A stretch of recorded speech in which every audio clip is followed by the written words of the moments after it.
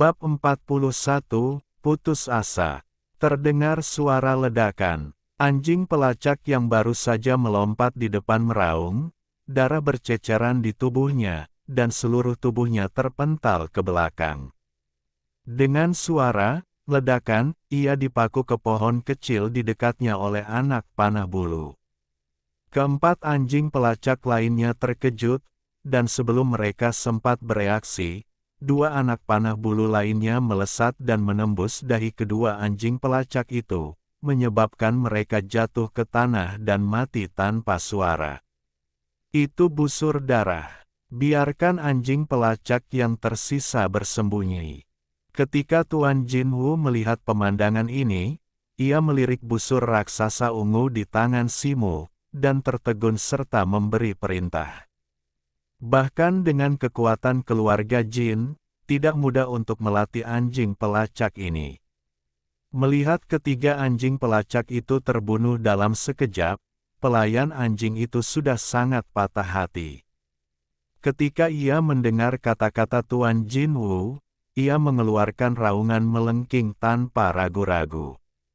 Dua anjing pelacak yang tersisa berbalik pada saat yang sama, satu bergegas ke semak-semak terdekat, dan yang lainnya melompat tepat di belakang pohon besar di sebelahnya. Swoosh, swoosh, dua suara yang memecah udara. Begitu seekor anjing pelacak berlari ke semak-semak, lehernya tertusuk anak panah bulu dan terbang beberapa kaki jauhnya. Yang satunya bahkan meraung, dan tubuhnya dipaku ke tanah oleh anak panah bulu yang menembus batang pohon. Dalam sekejap mata, kelima anjing pelacak itu dibunuh oleh Simu dengan busur darah. Aku akan membunuhmu. Melihat ini, mata pelayan anjing itu langsung memerah, dan dia berteriak, dan tubuhnya seperti binatang buas dengan keempat kakinya, bergegas menuju Simu. Kelima anjing pelacak ini semuanya dibesarkan oleh pelayan anjing itu sejak dia masih kecil. Dia biasanya memperlakukan mereka seperti putranya sendiri. Pada saat ini, mereka semua terbunuh di tangan Simu dalam sekejap, yang membuatnya kehilangan akal dan hanya ingin pergi dan mencabik-cabik Simu. Idiot, cepat kembali. Melihat ini, Jin Wuye sangat marah dan berteriak dengan tergesa-gesa. Akan tetapi, pelayan anjing itu tampaknya tidak mendengar apapun, dan hanya berlutut di tanah. Tubuhnya bergerak ke kiri dan ke kanan, ke atas dan ke bawah, menjadi sangat sulit dipahami. Melihat ini, wajah Simu menjadi serius. Tanpa berkata apa-apa, dia mengulurkan satu tangan ke belakang punggungnya, dan tiga anak panah bulu muncul di tangannya. Dia meletakkannya di tali busur pada saat yang sama, dan jari-jarinya meluncur dengan keras seolah-olah sedang memainkan piano. Tiga ledakan terdengar hampir bersamaan, dan tiga anak panah bulu hampir membentuk garis hitam dan melesat keluar dari busur raksasa itu. Pelayan anjing, yang sedang berlari, tiba-tiba melompat, membiarkan anak panah bulu pertama melesat menembus tubuhnya. Dia memutar tubuhnya tiba-tiba, membiarkan anak panah bulu kedua melintas melewati telinganya, tetapi dia tidak bisa lagi menghindari anak panah bulu ketiga. Setelah berteriak, matanya tertusuk oleh anak panah bulu ketiga. Setelah tubuhnya terbang mundur untuk jarak yang jauh, tubuhnya jatuh dengan keras ke tanah. Melihat ini, wajah Master Jin Wu tiba-tiba berubah pucat. Pada saat ini, ada ledakan di kejauhan, dan tiga anak panah bulu lagi ditembakkan. Namun, kali ini, sasarannya adalah pelayan elang di sebelah Tuan Jinwu.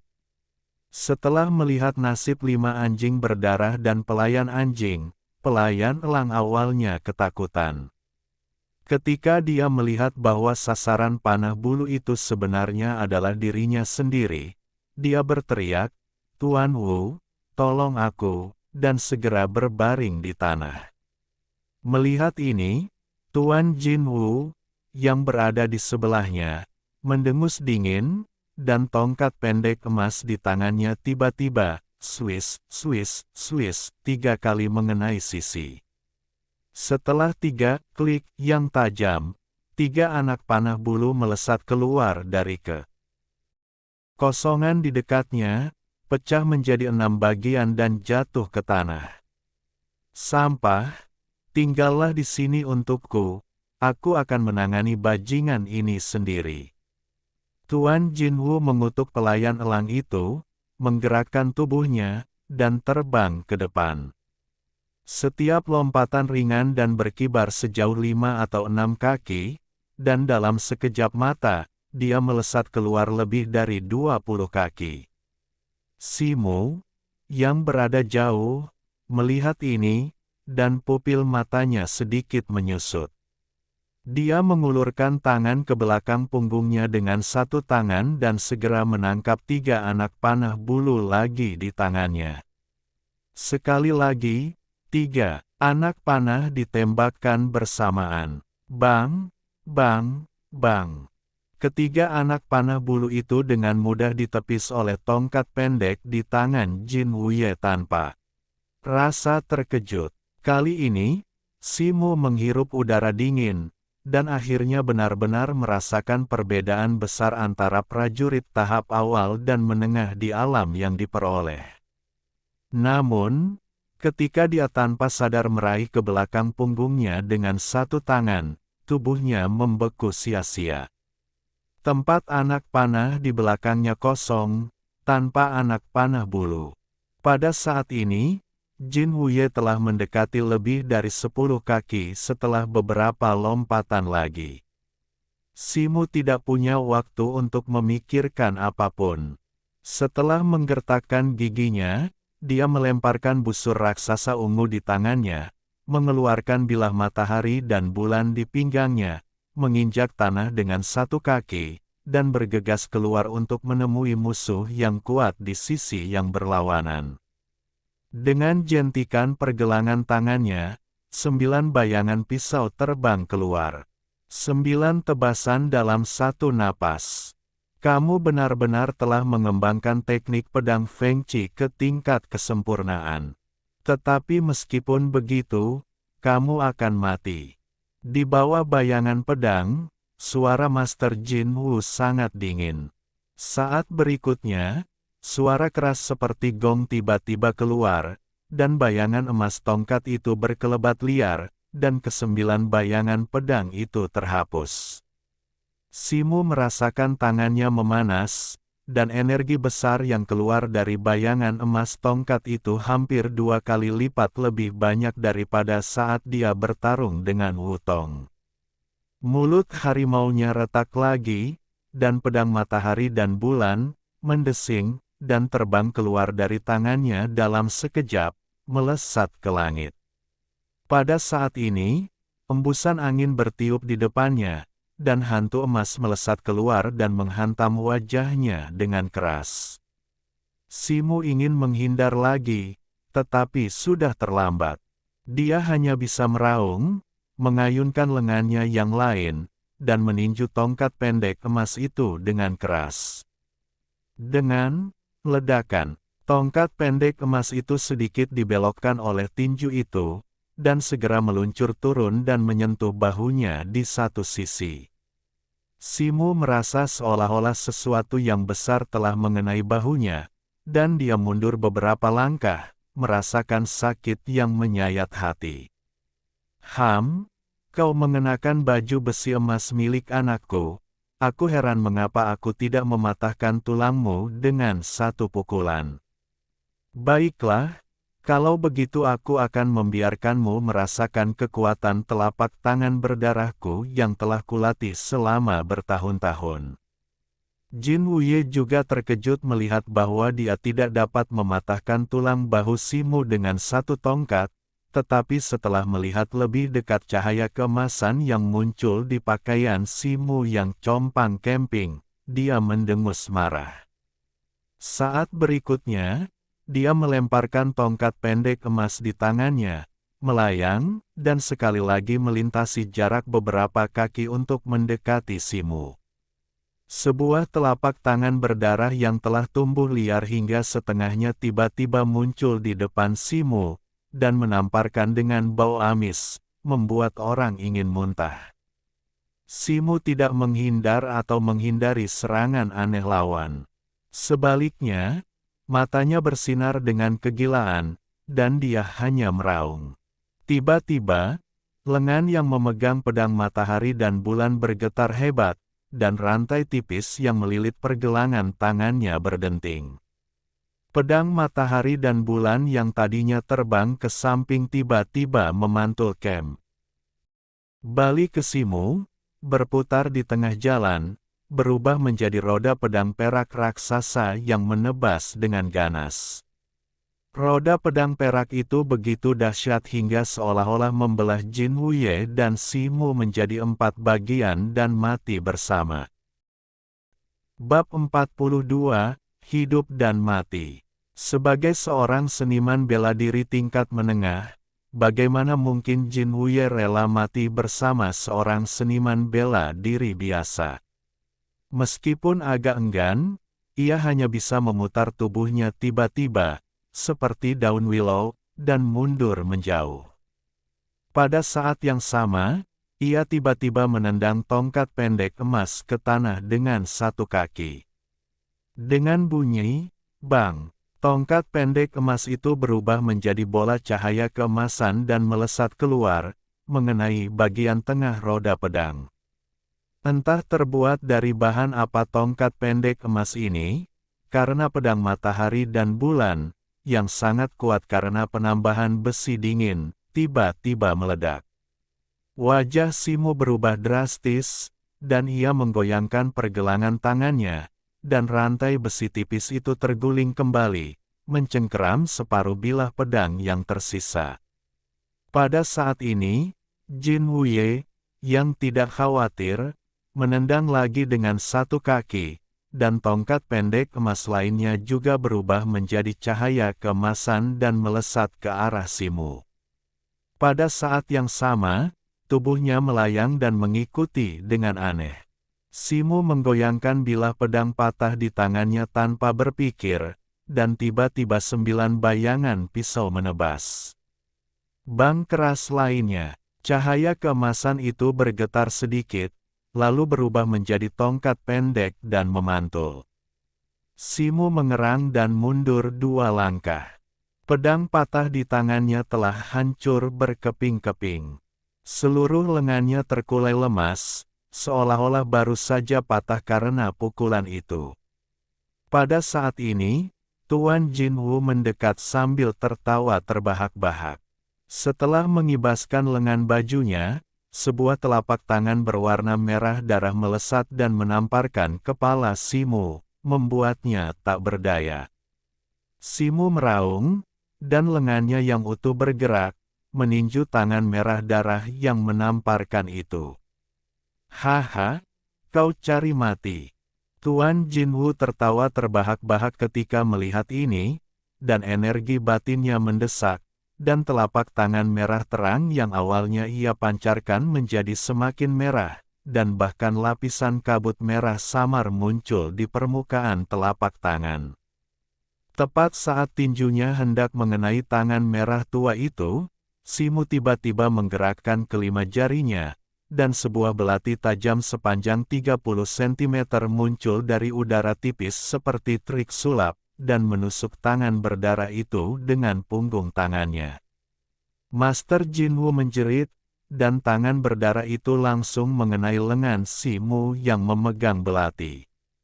Simu mengerang, seluruh tubuhnya terpental mundur, merobohkan 2 pohon kecil di belakangnya, lalu jatuh terbanting ke batu.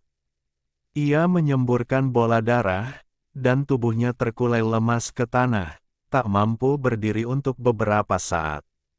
Saat itu, Master Jinwu sedang menatap belati tajam yang menembus bagian tengah telapak tangannya dan warna darah yang memudar dengan cepat.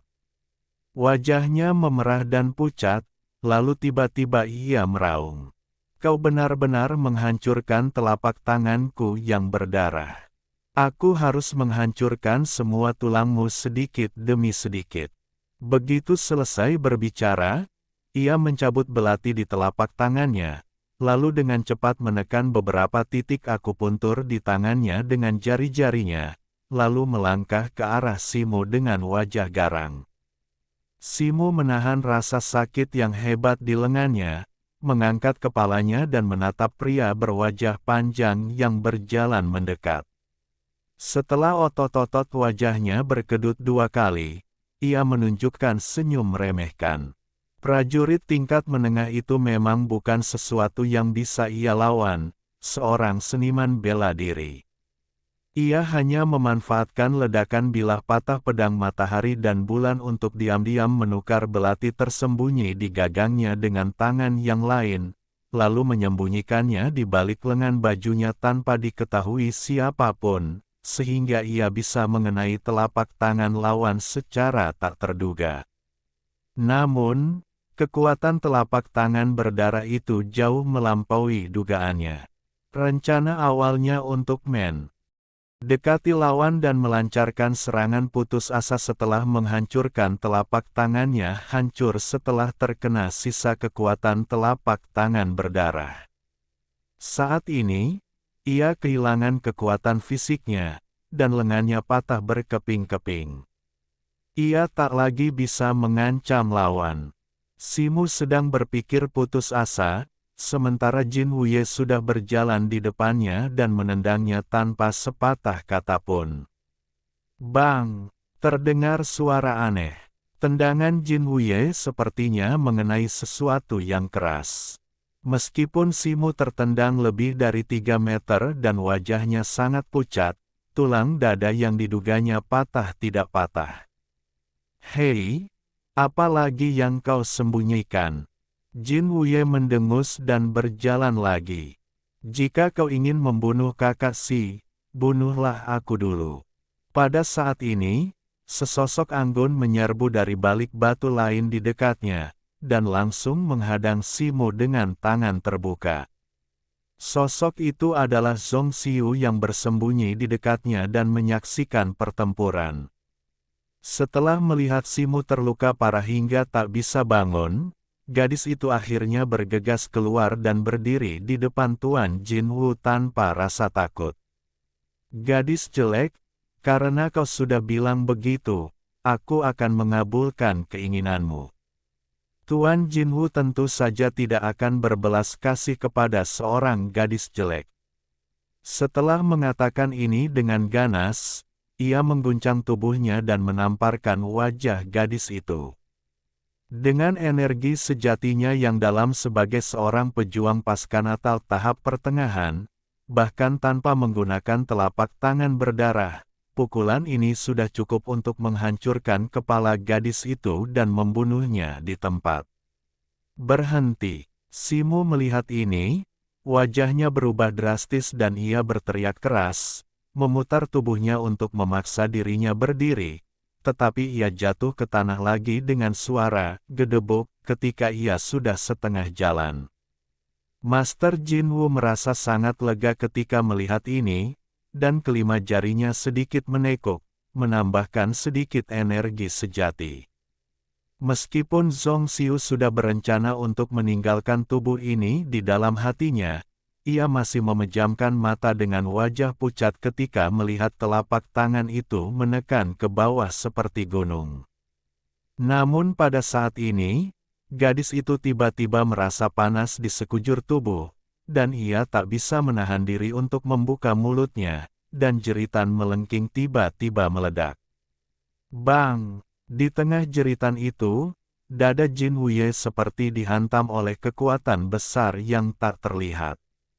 Setelah sedikit penyok, tubuhnya terlempar mundur dalam sekejap, dan setelah 3 atau 4 kali jungkir balik berturut-turut, ia mendapatkan kembali keseimbangannya sambil terhuyung-huyung.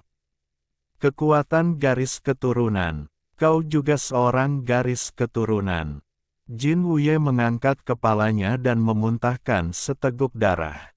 Kemudian ia menatap gadis bermata ikan mati itu, berteriak kaget dan marah. Dengan pengalamannya, ia dapat melihat sekilas bahwa gadis di depannya bukan hanya seorang garis keturunan, tetapi level garis keturunan yang diaktifkannya jelas tidak rendah. Hal ini membuatnya ragu beberapa detik meskipun ia sedang marah. Namun, saat berikutnya, ketika ia memikirkan kematian tragis Jin Tian dan teknik jahat darah patah yang telah ia latih selama lebih dari 10 tahun, matanya kembali berkilat tajam, dan ia pun melesat ke arah gadis itu tanpa sepatah kata pun. Pada saat itu, jeritan Zhong Xiu tiba-tiba berhenti, dan ia kembali membuka matanya dengan linglung, seolah-olah ia tidak tahu apa yang telah terjadi. Kenapa? Kau ingin membunuh garis keturunan kelas 3 yang hanya dilihat daki sekali dalam 1000 tahun. Kalau begitu, aku hanya bisa mengantarmu pergi. Tiba-tiba, terdengar suara wanita yang dingin.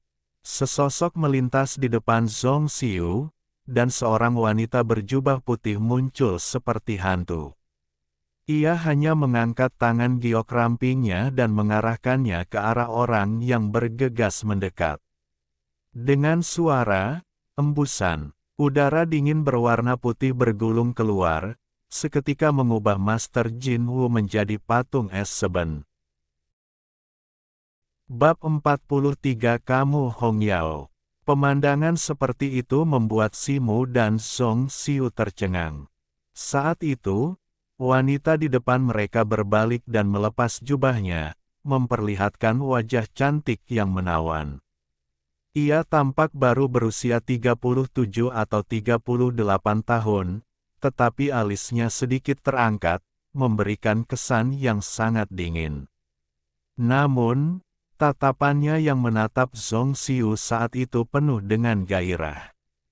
Aku datang kali ini hanya untuk mengurusi hal-hal yang dipercayakan oleh monster tua Sun kepadaku, tapi aku tak menyangka akan bertemu orang yang begitu berbakat.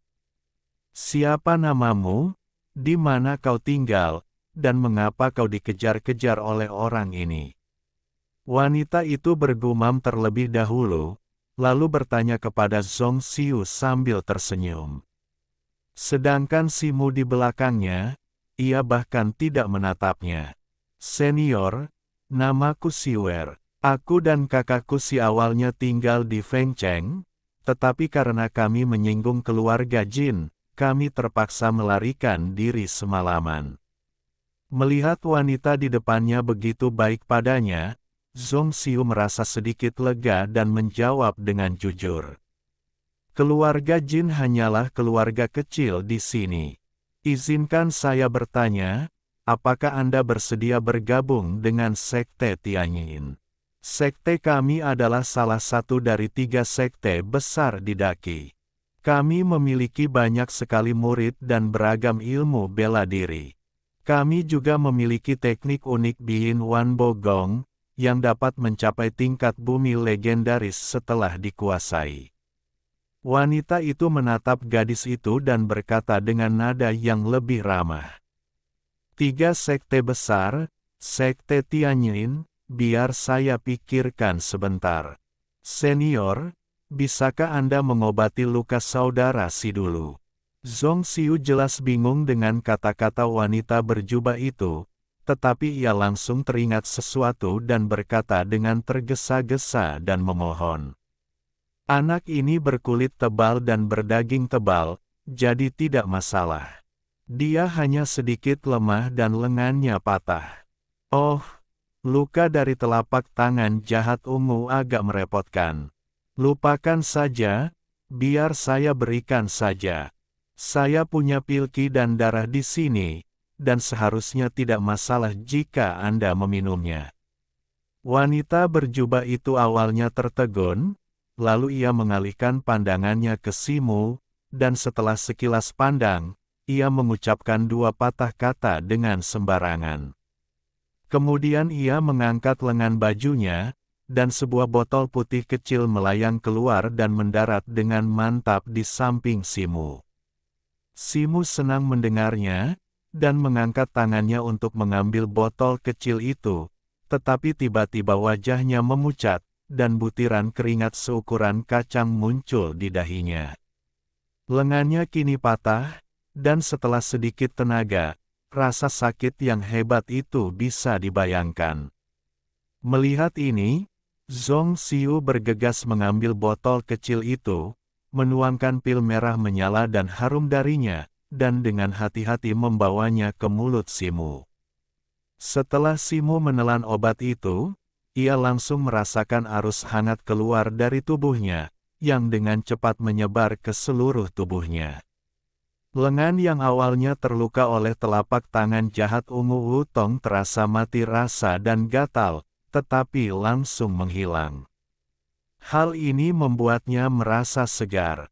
Ia menatap Wutong yang telah berubah menjadi patung es tak jauh darinya. Ia terkejut dan diam-diam menebak tingkat kultivasi wanita di depannya. Zhong Xiu masih menatap Simu dengan cemas. Wanita berjubah itu sedikit mengernyit melihat ekspresi seperti itu. Setelah mengamati wajah Simu beberapa kali lagi, tiba-tiba ia memiliki beberapa ide di hatinya, tetapi ia perlahan berkata, "Pil Qi dan darah adalah ramuan unik sekte ini. Setelah meminumnya, pil ini tidak hanya memiliki efek ajaib pada luka dalam dan luar, tetapi juga memiliki manfaat besar bagi kultivasi orang-orang.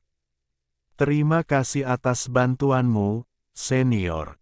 Zhong Xiu berkata kepada wanita berjubah itu dengan air mata kebahagiaan setelah melihat wajah Simu memang jauh lebih baik.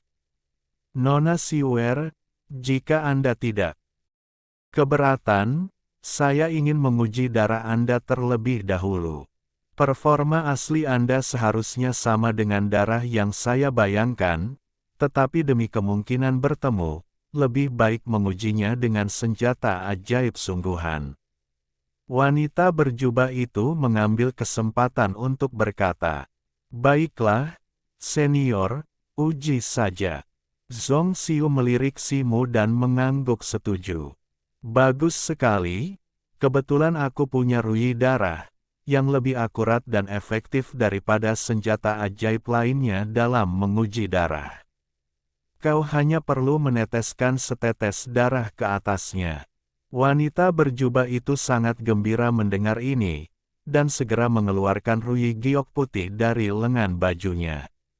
Setelah menggigit jarinya, gadis itu melangkah maju dan meneteskan setetes darah ke dalam ruyi tersebut. Sesaat kemudian, ruyi giok itu tiba-tiba memancarkan lapisan cahaya keemasan, dan pada saat yang sama, terdengar suara yang berlama-lama, seolah-olah seindah dan semerdu lolongan burung phoenix. Di permukaan ruyi, juga muncul kata-kata putih misterius dan tak dikenal. Wanita berjubah itu hanya menundukkan kepalanya dan dengan hati-hati membaca teks putih itu sejenak, lalu berkata dengan ekspresi gembira, "Benar saja, kau memiliki garis keturunan Feng Yin tingkat 3 yang dimiliki pendiri sekte kita saat itu. Hanya mereka yang memiliki garis keturunan ini yang dapat berlatih Gong Biyin Wanbo hingga tingkat tertinggi. Aku memiliki garis keturunan Feng Yin tingkat 3 tingkat atas." Zhong Xiu bergumam setelah mendengar ini, wajahnya agak tidak yakin. "Nona Xiuer, saya Ye Hong Yao, Master Paviliun Piao Miao dari Sekte Tianyin. Sekarang saya secara resmi mewakili guru saya, Tetua Agung Sekte Tianyin, untuk menerima Anda sebagai murid. Apakah Anda bersedia? Jika Anda setuju, Anda akan menjadi generasi yang sama dengan saya begitu Anda memasuki Sekte Tianyin, dan Anda pasti akan menjadi orang pertama di seluruh generasi muda Sekte Tianyin dalam hal status dan posisi." Wanita berjubah itu tidak membiarkan Zhong Xiu berpikir lebih jauh, dan bertanya lagi dengan tatapan serius. Jika saya menjadikan tetua agung itu sebagai guru saya, apakah saya akan sekuat senior di masa depan?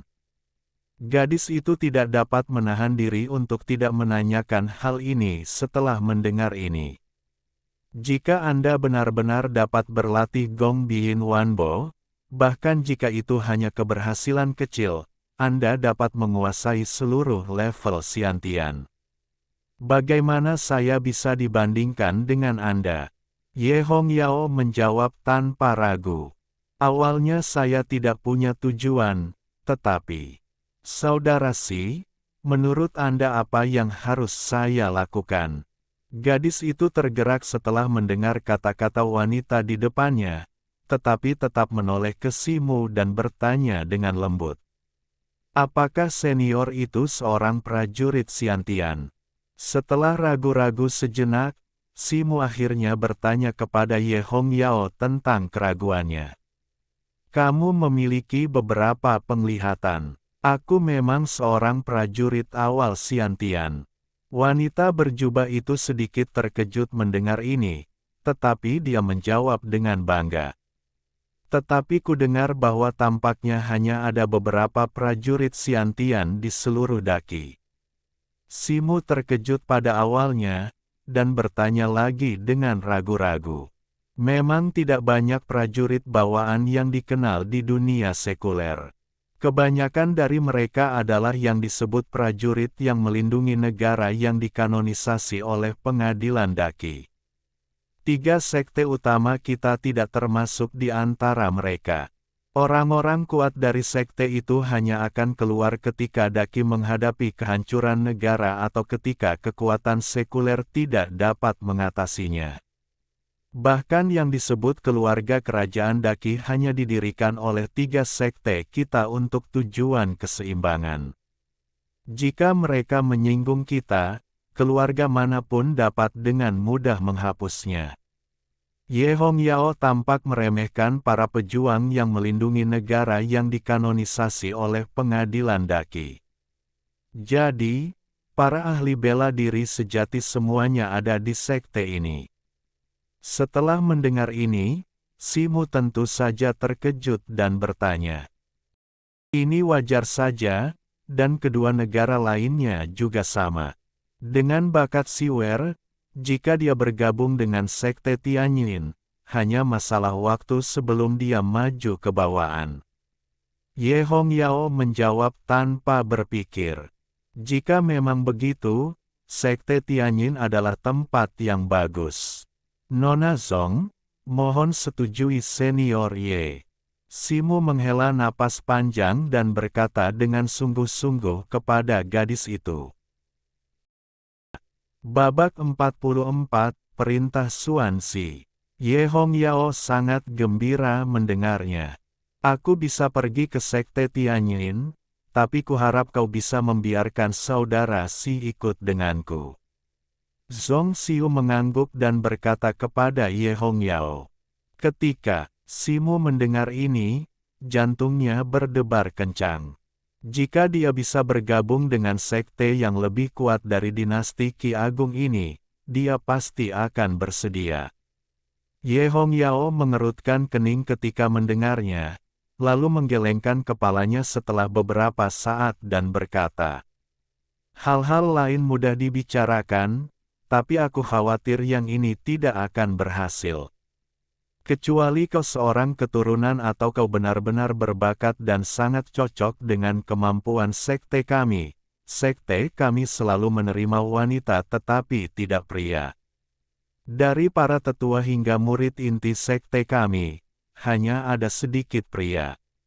Bahkan jika aku seorang kepala pavilion, aku tidak berani melanggar aturan ini. Petik 2. Jika kau seorang keturunan, saudara Si juga seorang keturunan. Zong Xiu sangat cemas ketika mendengarnya. Apa? Kau juga seorang keturunan? Garis keturunan macam apa itu? Biarkan aku mengujinya juga. Ye Hongyao awalnya tertegun, dan sedikit skeptis. Tidak perlu menguji, Senior Ye. Aku memiliki urat tak berguna monyet batu, aku khawatir aku tak bisa berada di matamu. Simu mendengar ini, tetapi tersenyum pahit. Urat tak berguna monyet batu. Jika begitu, sungguh tak ada harapan bagiku untuk masuk sekte kita. Ye Hongyao berkata dengan serius setelah merasa lega.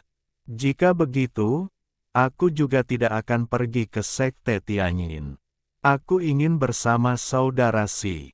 Hidupku diselamatkan oleh saudara Si. Aku tidak bisa meninggalkannya di tengah jalan dan bergabung dengan sekte sendirian. Zhong Xiu berkata dengan tegas setelah mendengar ini. Nona Zhong, kau tidak perlu melakukan ini.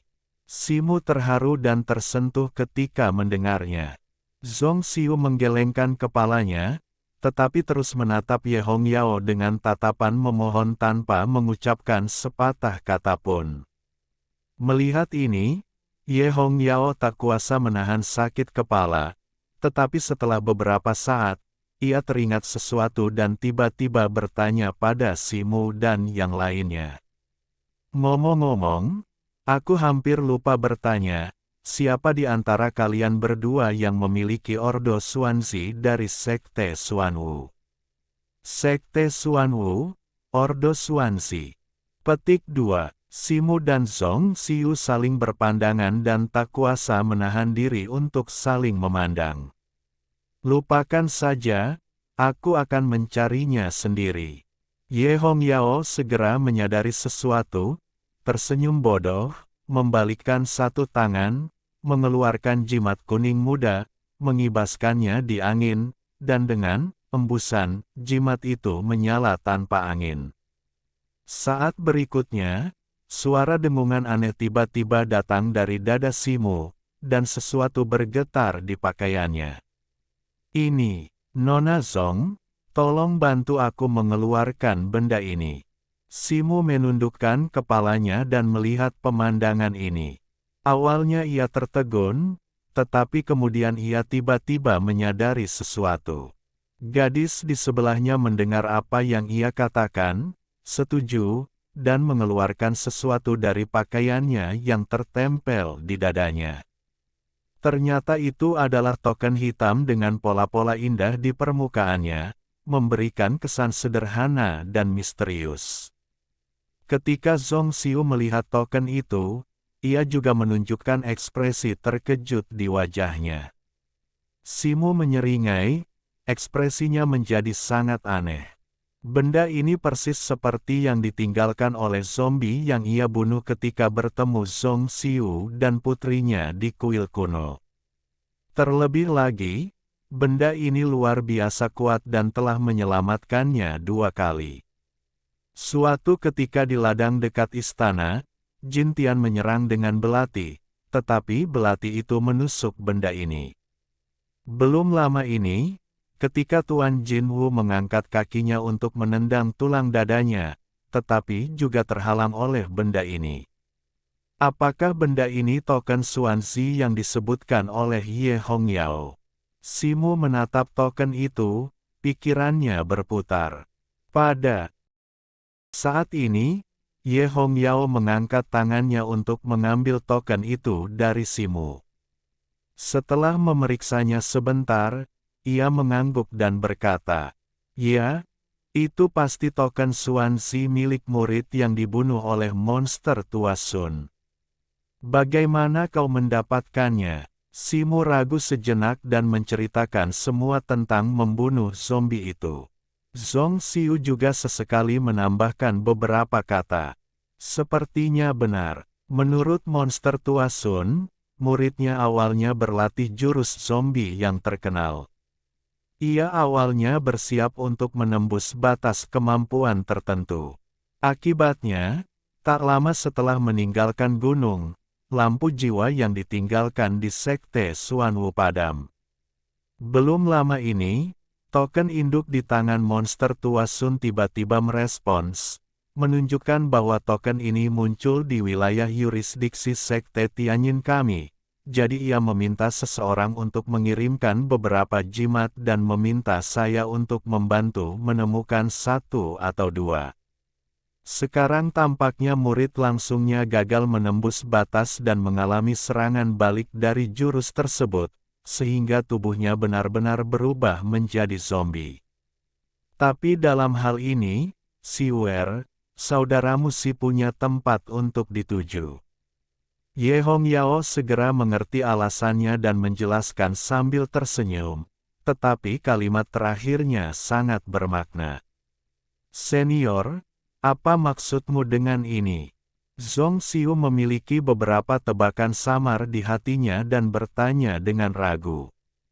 Mata Simu sedikit berbinar. Sangat sederhana. Meskipun Sekte Tianyin kita tidak mudah merekrut murid laki-laki, Sekte Xuanwu tidak memiliki pantangan seperti itu. Terlebih lagi, sekte ini memiliki banyak teknik untuk memperkuat tubuh. Meskipun adik kecil ini memiliki urat batu monyet, kekuatan fisiknya memang jauh melampaui orang biasa. Dengan hubungan pengembalian murid inti Ordo Xuanzi, ditambah salam pribadiku kepada Iblis Tua Sun, Sekte Xuanwu seharusnya menerimanya. Ye Hongyao menjelaskan sambil tersenyum.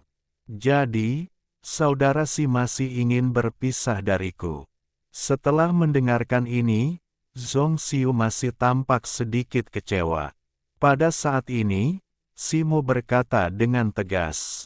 Baiklah, aku akan mendengarkan senior Ye dan pergi ke Sekte Xuanwu. Baiklah, aku akan menulis surat dan memberimu jimat. Pergilah ke feri tepi sungai dekat kota Kaiyang di Zhaozhou dan nyalakan jimat itu. Tentu saja, seseorang akan membawamu ke Sekte Xuanwu. Melihat ini, Ye Hongyao menunjukkan senyum di wajahnya. Tanpa membiarkan Zhong Xiu ragu, dia segera mengeluarkan sepotong batu giok dan menempelkannya di dahinya. Setelah bergumam sendiri beberapa saat, ia menyerahkan Xuan Ziling dan jimat kuning lain yang ia temukan di tubuhnya. Petik 2. Meskipun Zhong Xiu agak enggan, ia akhirnya tidak membantahnya. Terima kasih, senior. Simu berterima kasih padanya, tetapi wajahnya tampak malu dan ia tidak bergerak sama sekali. Oh, aku hampir lupa bahwa lenganmu masih tidak bisa bergerak. Bagaimana kalau begini, aku akan menyembuhkan lenganmu juga. Melihat ini, Ye Hongyao sedikit bingung, dan mengeluarkan dua jimat hijau, menggoyangkan pergelangan tangannya, dan segera menempelkannya dengan ringan ke lengan Simu. Saat berikutnya, kedua jimat itu mulai memancarkan cahaya hijau yang menyilaukan, dan pola-pola di permukaannya mulai menggeliat seperti makhluk hidup. Pada saat yang sama, Simu merasakan tulang-tulang yang patah di kedua sisi lengannya terasa sangat panas, dan secara bertahap menjadi sangat gatal. Ini, setelah Simu menggerakkan jari-jarinya sedikit, wajahnya dipenuhi keheranan. Kedua jimat peremajaan ini menghabiskan banyak batu roh untuk ditukar, dan itu sangat menguntungkan bagimu. Baiklah, Siwer, aku ada urusan penting di sini, ayo kita pergi bersama. Ye Hongyao ingin segera memisahkan Zhong Xiu dan Simu. Setelah beberapa patah kata, ia mengucapkan kata-kata perpisahan. Bab 45, Kapal Menara. 2 bulan kemudian, di Zhaozhou, Daki Selatan, di luar kota Kaiyang, di Sungai Hunlong. Langit baru saja mulai terang, dan kabut putih tipis mengepul di sekitarnya.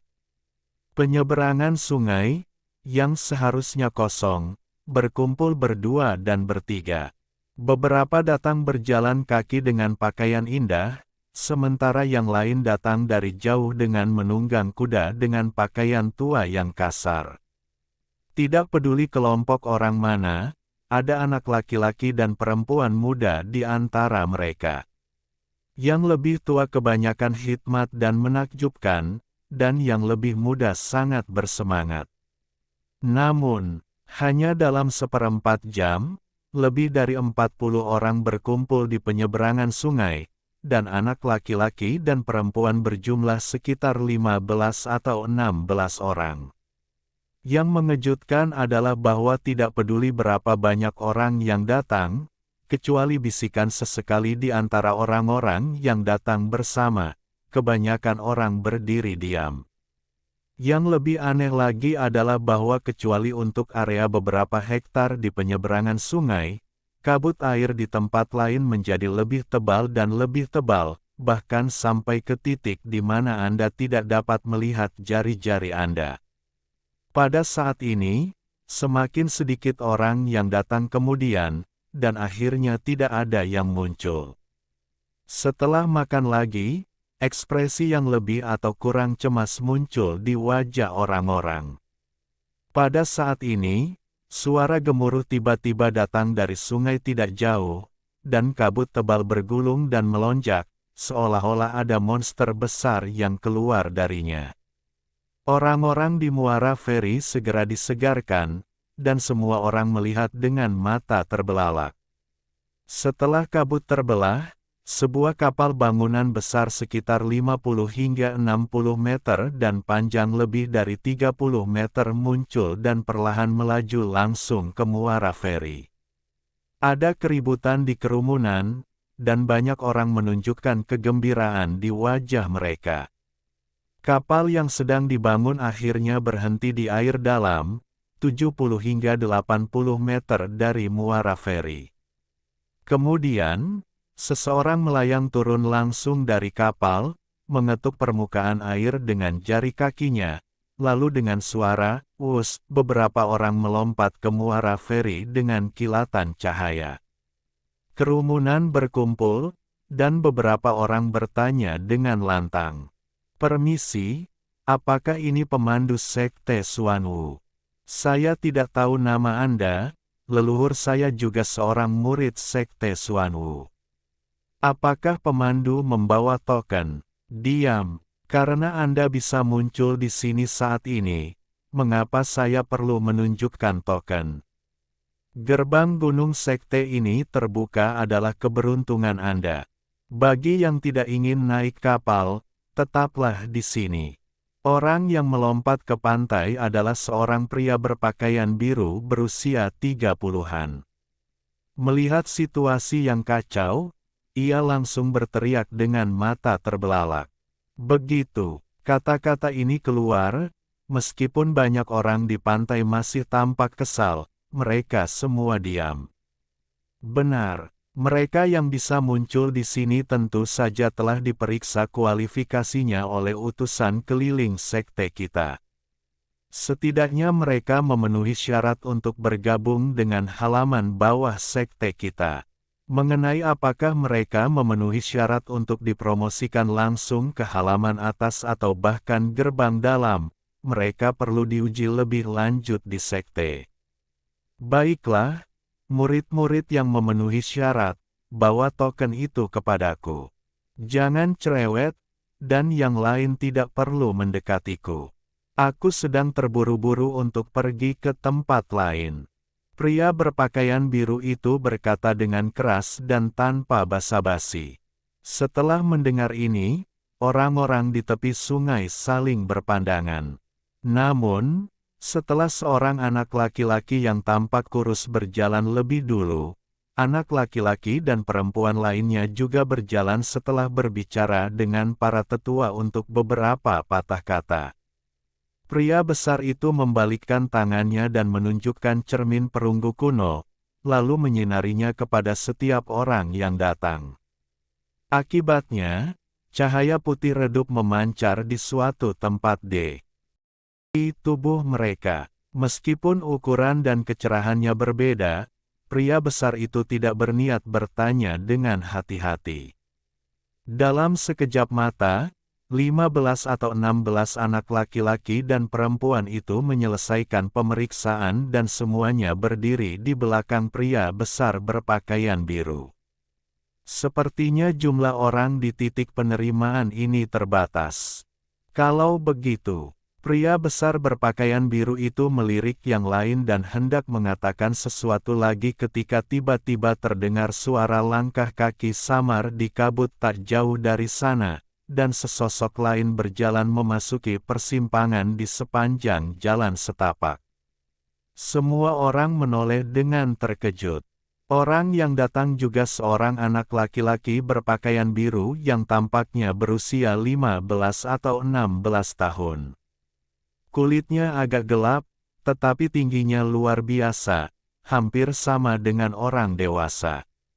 Ia membawa tas busur besar di punggungnya dan sebilah pedang tergantung di pinggangnya. Anak laki-laki jangkung itu tercengang melihat begitu banyak orang di persimpangan. Tanpa berkata apa-apa, pria besar berpakaian biru itu melambaikan cermin perunggu di tangannya ke arah anak laki-laki berpakaian biru itu. Akibatnya, terdengar suara embusan di lengan anak laki-laki itu, dan sebuah bola cahaya putih menyambar. "Kenapa kau begitu terlambat? Kau satu-satunya yang hilang." Melihat ini, pria besar berbaju biru mendengus dan melambaikan tangan kepada anak laki-laki berbaju biru. Pemuda berbaju hijau tampak sedikit bingung. Setelah melihat orang-orang di sekitarnya dan para pemuda yang berdiri di belakang pria berbaju biru, ia bertanya dengan ragu. "Apakah Anda seorang senior dari Sekte Xuanwu?" "Omong kosong, saya bukan dari Sekte Xuanwu. Apa yang Anda lakukan di sini?" Pria berbaju biru itu tampak tidak sabar. Tiba-tiba ia bergerak dan muncul di samping pemuda itu dalam sekejap. Ia mengangkat tangannya dan meraihnya. Pemuda berbaju hijau itu terkejut dan langsung menekan gagang pisau di pinggangnya, tetapi ia langsung teringat sesuatu. Setelah ragu sejenak, ia akhirnya tidak menghunus pisaunya. Dengan bang, pria berbaju biru itu meraih bahu pemuda itu, mengguncang tubuhnya, dan menariknya kembali. Setelah beberapa kali jatuh bangun, ia kembali ke tempat semula dan meraih gadis lain yang tampaknya baru berusia 12 atau 13 tahun. Ia mengerahkan kekuatan dengan kedua lengannya secara bersamaan, dan tiba-tiba melemparkan kedua orang itu ke arah kapal yang sedang dibangun dari jarak yang begitu jauh. Ah! Pemuda berbaju hijau itu baik-baik saja, tetapi gadis yang lebih muda berteriak ketakutan. Namun sesaat kemudian, dengan dua ledakan, keduanya mendarat di dek kapal. Wajah gadis muda itu sangat pucat, dan kakinya sedikit gemetar. Pemuda berbaju hijau itu menghirup udara dingin.